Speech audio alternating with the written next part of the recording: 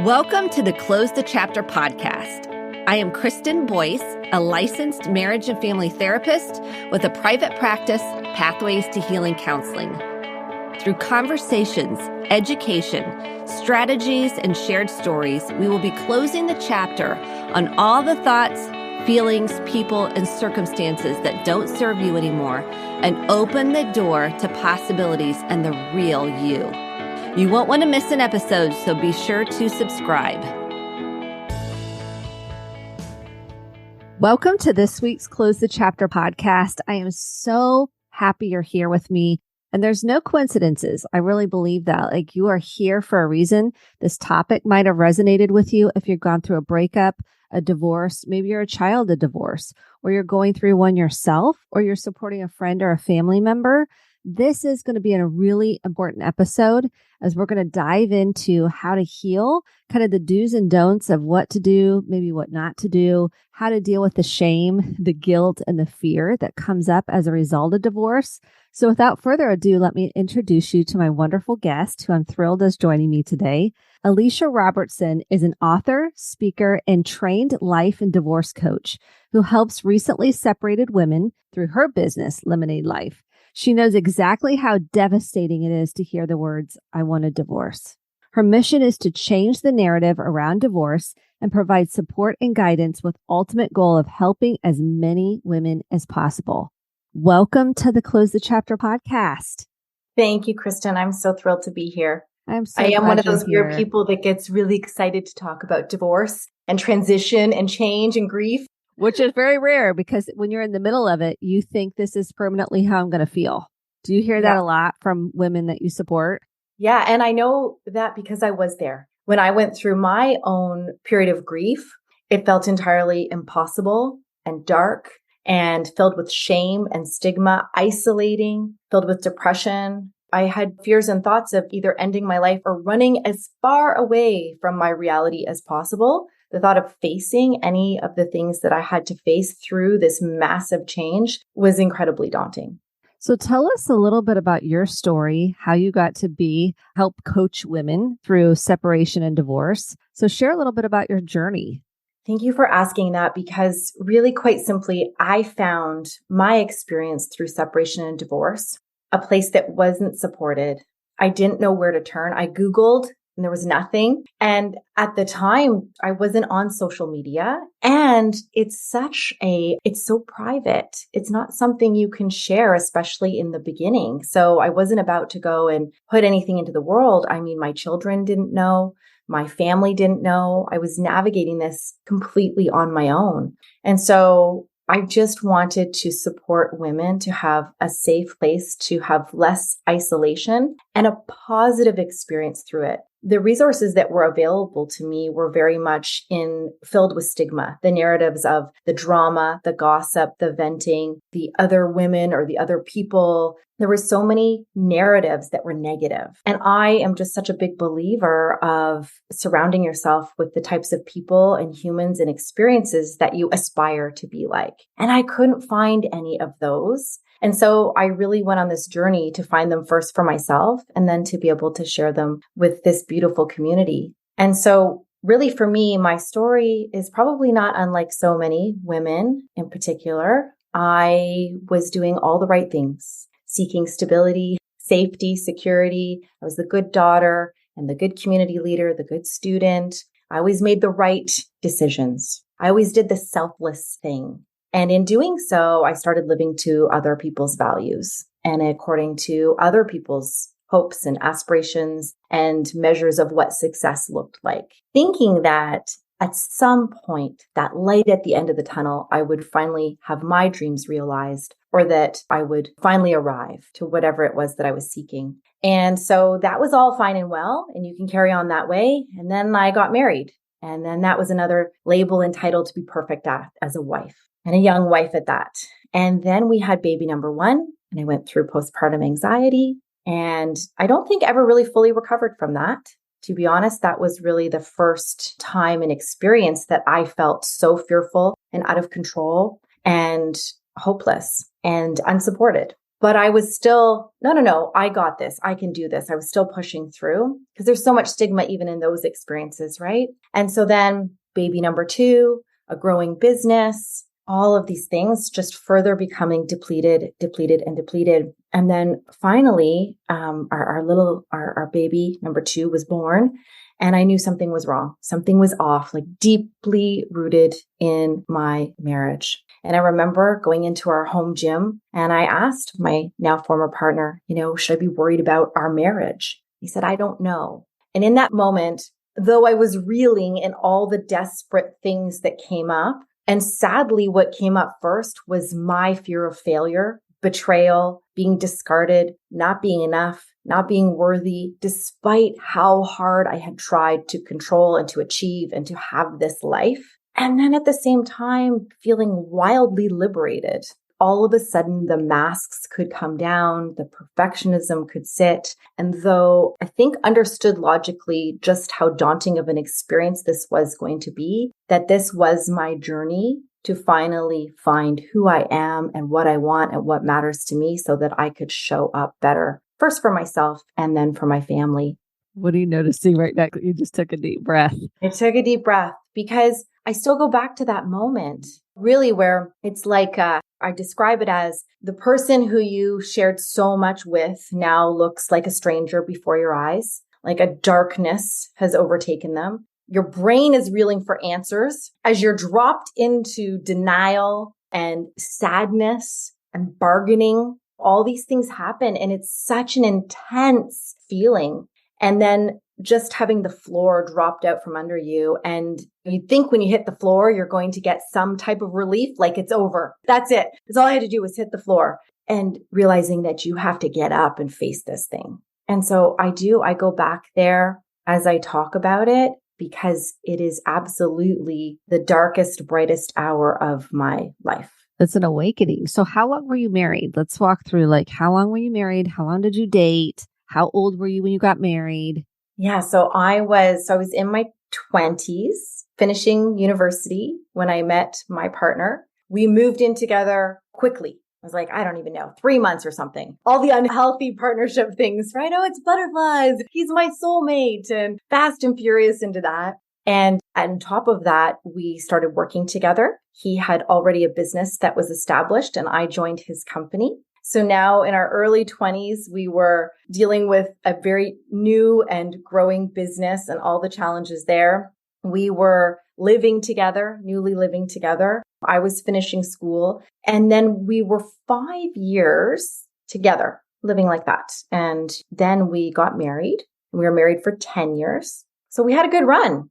It was a great run. We did so many things. We really connected on our friendship and our interests, and intimacy was always number 3. As we started to go through these things, that was the one that dropped off first. But again, I rationalize these things, right? Maybe it's libido. Maybe it's just this time of life. Everybody sort of tells you, oh, you're a young family. Don't worry about it. You'll pop out in the next 5 or 10 years, and that's okay. And you're young and you're growing a business, and this is how you're supposed to feel. Okay, all right.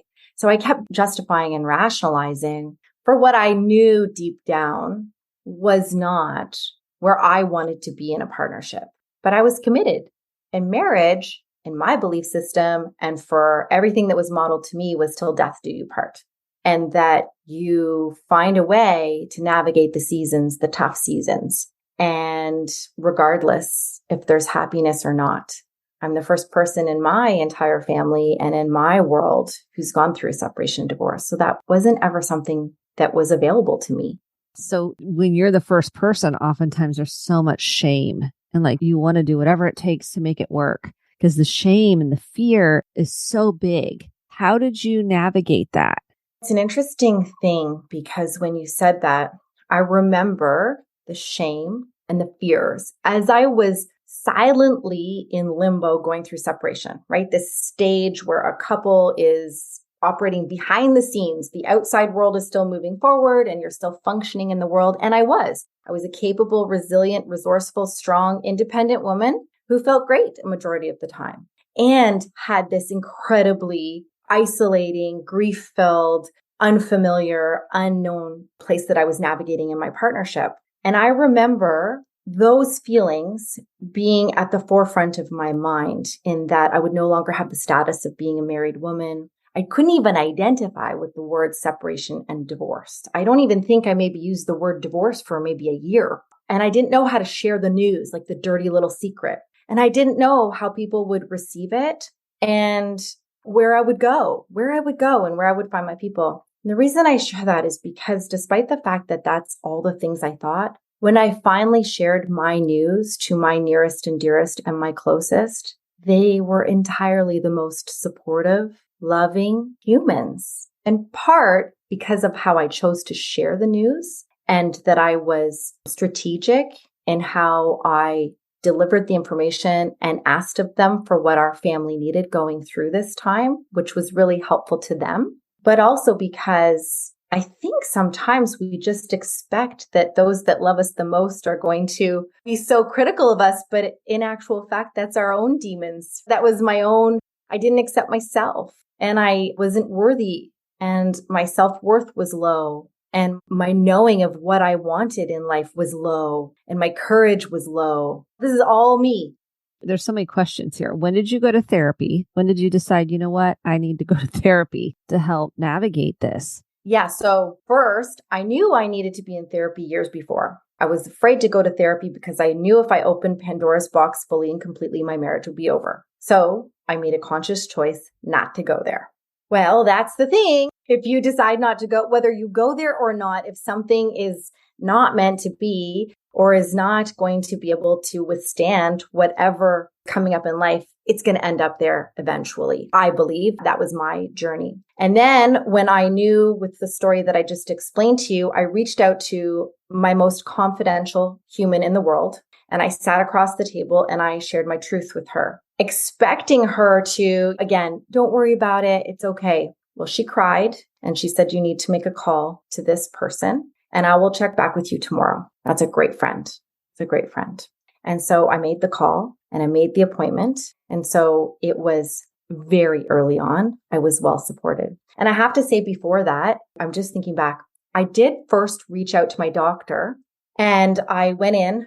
I could, because I didn't identify as someone who really wasn't unwell, all the shame and stigma, even that's associated with mental wellness in terms of postpartum anxiety, postpartum depression, anxiety, all of these things. I didn't know how to even observe that I was that person who was needing that help, let alone not even identifying that my marriage could be over and I need to talk to someone about separation and divorce. It was like my whole world imploded. And so even in my doctor's office, I didn't speak full truth because I couldn't use these words yet. They weren't available to me. So of course, she gave me some resources and those resources were local and I'm in a smaller community. And I was so afraid that it wouldn't be in confidence. And so the therapist that I chose actually was in another city. So there's so many things to unpack as you're walking this journey for the first time yourself. And so it's really hard to be an advocate for yourself during that time. And to this day, I believe there's 3 people who know the extent of my entire story and my full truth.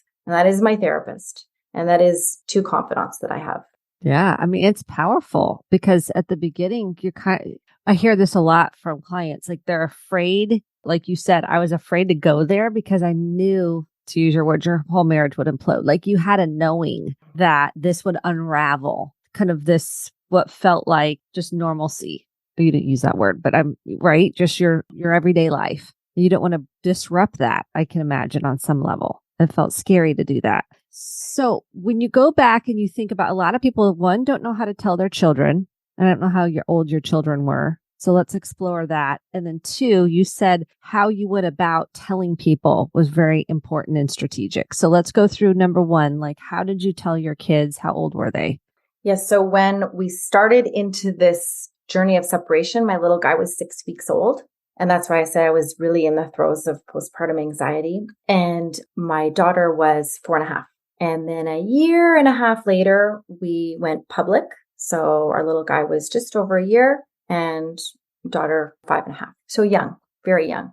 And so the first I remember, they're so smart, right? So, we'd prepared for weeks, maybe months, it felt like, of coming together with what this message was going to be. So because it wasn't my decision, okay, in the beginning, And because of all of my associations around the stigma and all the things that I've mentioned, I really wanted to be the victim and the martyr. And I really wanted the message, of course, to be, this has nothing to do with me. Taking personal accountability and responsibility for something that I also had so much shame and stigma around was the unthinkable. So that was my first work, was really unpacking the fact that however you've arrived here, it's not what has brought you here. It's about all of the other things, and that I have an accountability and a responsibility to who I am in this process. And so I really started to, with compassion, receive both of us and both of our needs and both of our journeys. And I actually really started to understand that,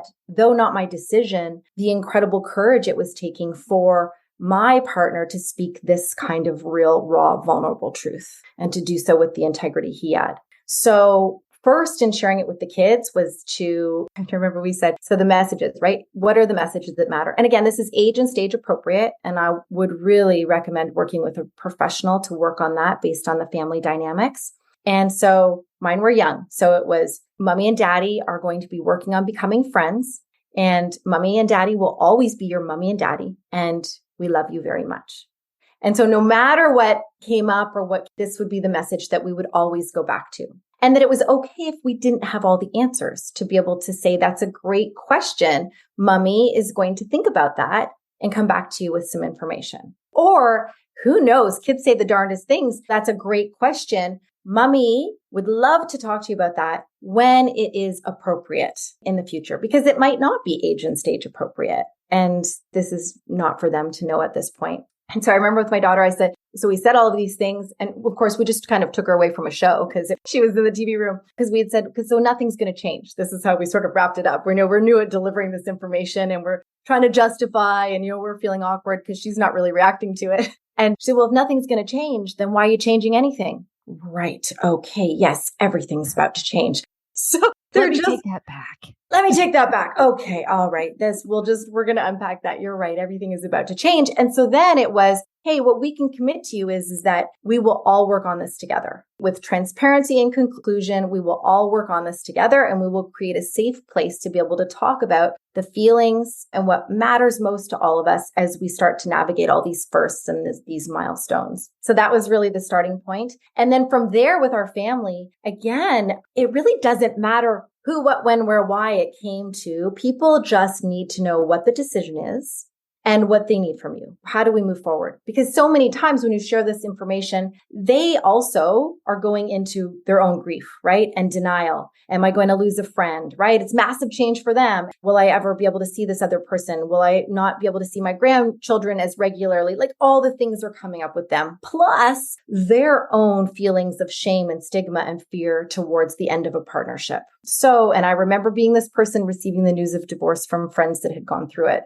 And so in that moment, it was to deliver a message that had integrity, to honor both of our perspectives, and to ask for what we needed. And our message was quite simply, we have decided to uncouple, and we are going to focus on our journey together as co-parents, putting our family and children first. And what we need from you is your positive, responsive, nurturing support of our family during this time as we work through change. And that's it. Because what I know now, first of all, these are human beings that truly care about you. They're going to receive you with every ounce of support and wellness and healing. And if they're not humans that serve your journey, they will exit out right then and there.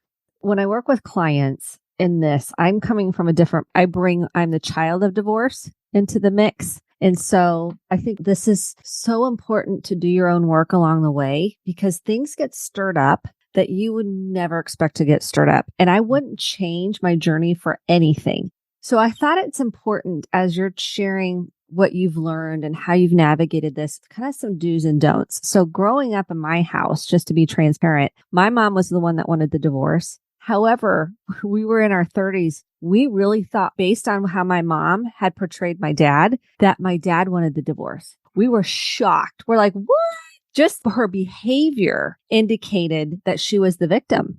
And it didn't end up, that was not true. That was not the case. And she had some unearthing to do of her own previous abandonment issues that got kind of tapped into. And so one of the things that I think I learned of what I don't want to do with my kids, and my mom has her positives too. So, but this was one of the pieces to not pull us in to the dynamic between the two. And I know it's so hard at the beginning, especially when you're uncoupling, you're trying to figure out where to live, you're navigating the divorce with attorneys, you're trying to still be mom and dad to the kids or parent in and of itself. It's a lot. There's a lot there. And so in moments of stress, I mean, she would just not function at her best, understandable, but it continued throughout most of our life. It wasn't a period of time. So what are some of the do's and don'ts that you help navigate people going through this? How do you help them navigate all the emotions and the grief? And they didn't think when they got married, they would end up in divorce and they'd have kids in the mix of it. And the larger percentages of those people who are getting divorced is that starter something marriages in their 20s without kids, and then the empty nesters that are with adult children. And so there's fewer of us that are in my bracket, which is that 35 to 55 with young children, where if you think that you're single parenting in your partnership and that you're the primary caregiver, when you're officially on your own, it is a double down next level. And so the thing is that I always, first and foremost, is your own healing, right? Your own journey. We know as parents, if we read about parenting, so much of what comes up for us is either from a place of just total exhaustion or is our own wounds that are activating us through whatever our children are doing. And the other thing I think through that I've had to unpack too, through separation and divorce, there's a lot of guilt, right? So now my children are worse off, or this is impacting them so much because we've added this layer to their life. So you can start to overcompensate in so many ways.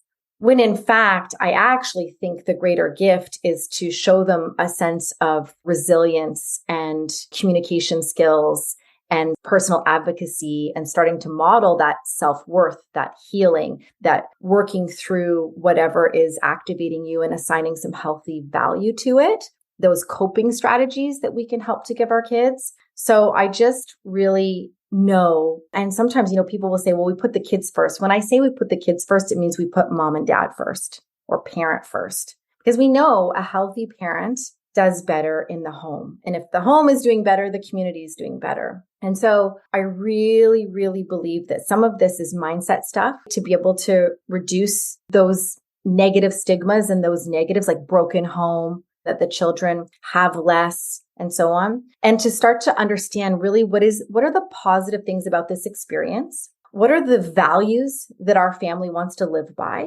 What are the priorities that matter most to our children? And how do we get there in our own homes? Each house is going to do it differently, and to have some compassion and forgiveness for the other person and how they choose to parent in their home. None of us are perfect, and our judgments and our opinions really only serve to hurt. So how can we stay focused on the goals, right? On the priorities that matter, on the values that matter, on what matters to the children, and stay there, stick to facts. The emotional stuff is where we unpack with professionals. And here's the other piece I think that can be hard. And you tell me what you think, just with working with clients, especially when there's now another person entering the couple. Like, so for example, if your husband starts dating someone else, you start dating someone else, this feeling of being displaced or replaced by somebody else, that fear is big. Not everybody, but a lot of people. My kids are going to love them more. They're going to be more attached to that person. They're going to replace me. That comes with a lot of fear. My mom got sucked up into that fear and never was able to kind of get a handle on that because it was like a wave that took over her. It felt real. She would make up stories that weren't real. She's like, she's Martha Stewart over there. And I'm like, she's not. She's just cooking a meal. Like, she's not my mom. But I couldn't convince her otherwise. I mean, she literally was so afraid of being displaced. Talk to me about how you help people through that.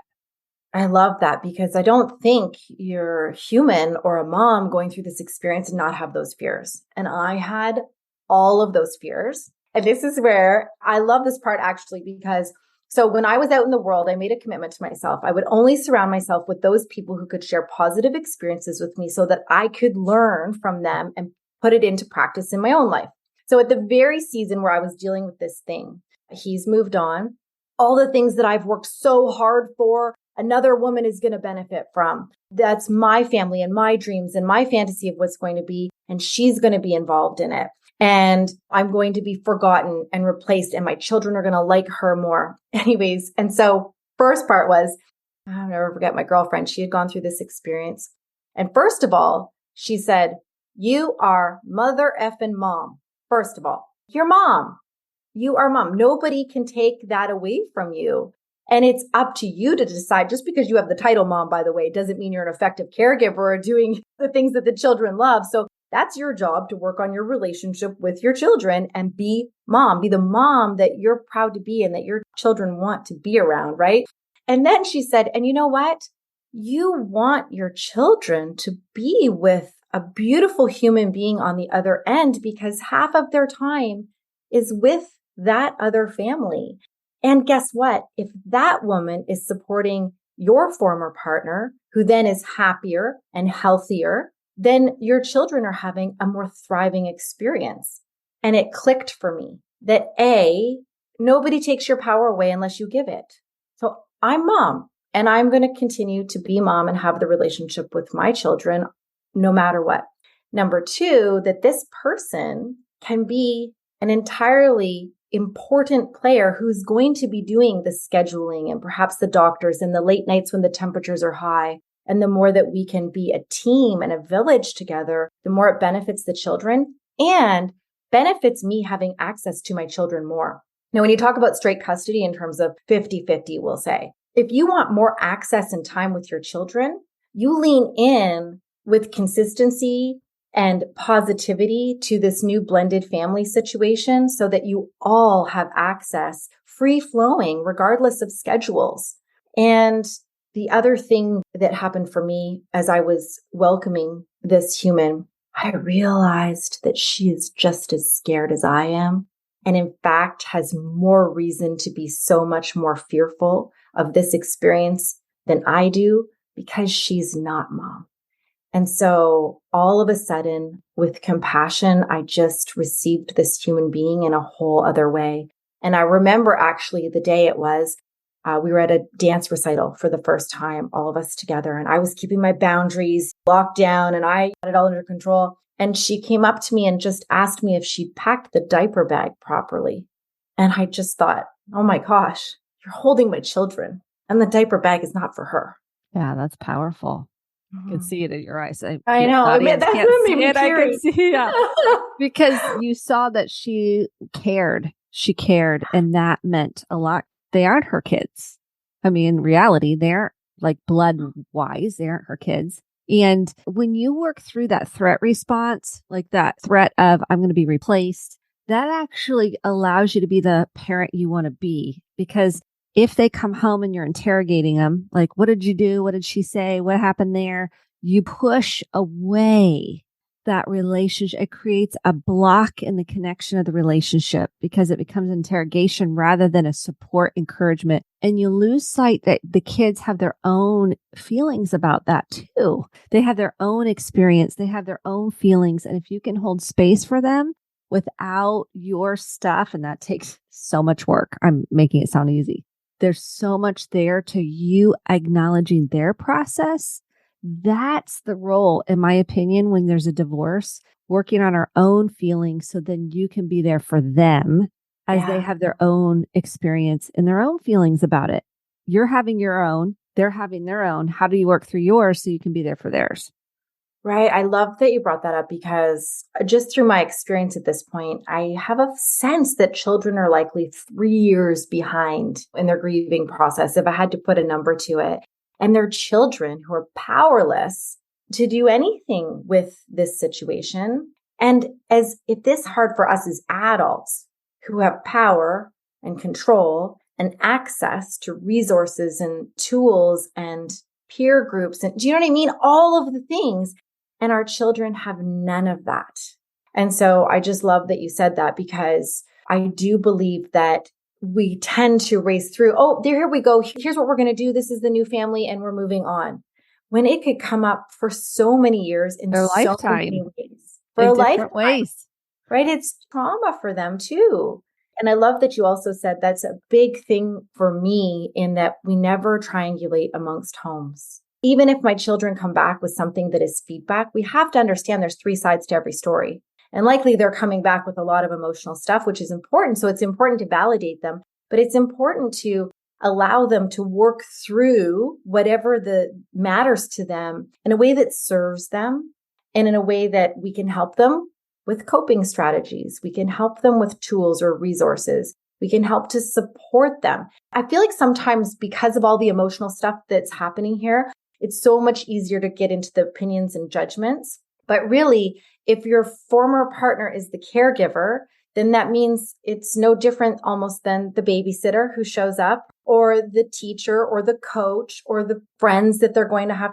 These are life experiences where they're going to have to be equipped to advocate for themselves, to know what their values are and to know what is a good fit for them and a good experience for themselves and how they drop in and come out. So I just think that there's so much opportunity for our kids to learn so many great skills through this. Not to mention, before this, in my case, they saw a depleted mom who was selfless and the doormat and didn't have values, despite the fact the effort that she was doing, that high functioning codependence that I was, that they get to experience this whole other healthy, healed mom who, and that in turn means that they have access to better modeling for their own choices in their life. I think that's the key right there. Because this experience, like being a child of divorce, I'm grateful. Like it has made me who I am. It has motivated me to do my own work and have compassion, more empathy. I mean, all of it wouldn't change it. And I think you just saying one of the things that I've shared many times on the podcast is the mom I had before the divorce died. She was actually, metaphorically speaking, she was very nurturing. She was very loving. And then I got a different mom. And so you saying, I'm now a better version. That's what I ask clients. Are you going to be a better version of you divorced? And a lot of them say, yeah, I am. I'm going to be a better version of me. And I said, that's the key. See, that's the key. It's doing that work and that like you become more of yourself. You become more authentic. You become more centered. Now, mind you, we're humans. So we're going to have, there's ups and downs. So I'm not painting this, oh, then you're this perfect person because you're not. You have your own grief and your own fears and your own issues that come up. And the sense that you can be the better version of yourself, that's where we're going. Can you? And maybe in the moment you feel like you can't because some people don't have the person on the partner that was healthy enough to be able to co-parent well together. And I say, I know you can't manage him or her. You can work on you. That's the power. So despite how they're handling themselves, you still get the power to show up for your children, show up for yourself, listen, acknowledge their feelings, offer empathy. Don't put your stuff on them. Don't make them the parentified child to take care of you. That's really where divorce can cause major generational trauma, is where the child then is caretaking the parent majority of the time, and the parent isn't able to caretake the child emotionally. Yeah. That's where we can see lots of trauma come in generationally from what I've seen in my work and research shows. Yeah, I think, and even what I just said in terms of supporting the children not to triangulate and so on, in keeping in mind, yes, children are powerless, right? They go back and forth between these homes, and there really truly is only so much that we can support them with, and recognizing that it is still their journey. Are we going to absolve them from this hurt, from this pain, from the trauma? We're not. And oftentimes I have clients that come to me, are my children going to be okay? Yes, they want to know. Sometimes when we go through this experience, don't we kind of forget that whether you were in a partnership or not, those are still not assurances you have. That your kids are going to be okay, because I'm going to mess up. My kids, no matter what, they're going to have stuff. That's right. They're going to have issues. It's their journey. They have multiple factors going on beyond just parenting even. Yeah, we're not going to be able to control the choices they make or the opinions and the perspectives that they have of us. You know, that's another thing that we talk about, is this expectation twofold. Oftentimes the kids will come back with something that they're upset about. I remember my daughter was a birthday of hers. Oh, what'd you wish for, on your birthday candles? A million upon a million wishes. I wish that you and daddy were together. Just right to the heart, sucker punch. The mom guilt is real. It kind of come up, and I was right away going to be on the defensive and just receiving her. Okay. Practice what you preach, Alicia. Just lean in with curiosity, validate. Sweetie, I can see that really hurts you, right? And my therapist's voice is in the back. I don't want to say these things. And so sure enough, I ask her, well, isn't it as simple as, Mom, it's just really inconvenient to have to go back and forth between two homes. And that as little as it was. And now we could solve, okay, how can we make this easier? What really is the pain point? Is there a way that we can come up with a strategy? And guess what? She's got the answer for that too. That if I had have just been so unavailable to just listen, that could have become so much of everything that it didn't need to be. Yeah. And that you had the awareness to kind of come back center and go, okay, here, mirror, validate, acknowledge emotions, take a deep breath, kind of tend to yourself in that moment as well as an and in both. That's the key. Yeah. Mm-hmm. And I love that in terms of having these really practical strategies, right? Just say, no reacting, we're going to respond. Here's how we're going to respond, right? The deep breath and count, do these things we're talking about, knowing that I have other outlets that I can go to after this. My child only has me. And in this moment, I need to be available for her. Yes, it's so right? hard. It's hard to even in just parenting 101 in general. This time went so fast. What are 3 things that you would say are key when navigating a separation or divorce? And then how can people find you if they're interested in learning more? Thank you for asking me this question. 3 things I will say. Number 1 is self-care. And self-care, yes, is about the healing. But I truly believe accessible self-care, where you choose to prioritize yourself, perhaps for the first time in a long time, is about self-worth. And as we build our self-worth, our energy elevates, our confidence does. For me, to this day, is the game changer that allows me to show up first for myself and then into my world, and an opportunity to have sustainable positivity and happiness. Number 2, I would say mindset. And mindset isn't just about telling yourself what to believe, but actually practicing mindfulness as a way to build a mental horsepower, in that whatever comes up for me, I do have the power over my feelings to get into my thinking brain to be able to make a decision that matters most for me or that will serve me best in this space. And I'm going to say number 3 is support and community. I think that more than ever, we have opportunity to receive accessible, affordable support if we know what it is that we need. And to be able to surround ourselves, that accountability to surround ourselves with the community and the support that matters most to our journey for who we want to be and where we want to go. Fantastic. How can people find you, Alicia, that are interested in learning more? I'd love to connect. My jam is Instagram at Lemonade Life Coach. I love to connect over email, connect@lemonadelife.ca. And the website is lemonadelife.ca. Fantastic. Thank you so much. This has been such a wonderful conversation. And it's a subject that I hope we can continue to have more conversation about, because people feel so alone. I mean, we know 50% of marriages end and more relationships end than that statistic. So we've all been through a breakup. We've all been through heartbreak. So thank you for the work you're doing in the world. And I'm grateful for our time together.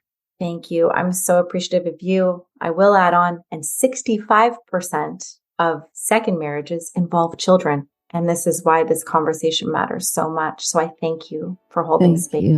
Thank you. It's such an important piece to explore. So thank you so much. And I appreciate your heart. Thank you so much for listening to the Close the Chapter podcast. My hope is that you took home some actionable steps along with motivation, inspiration, and hope for making sustainable change in your life.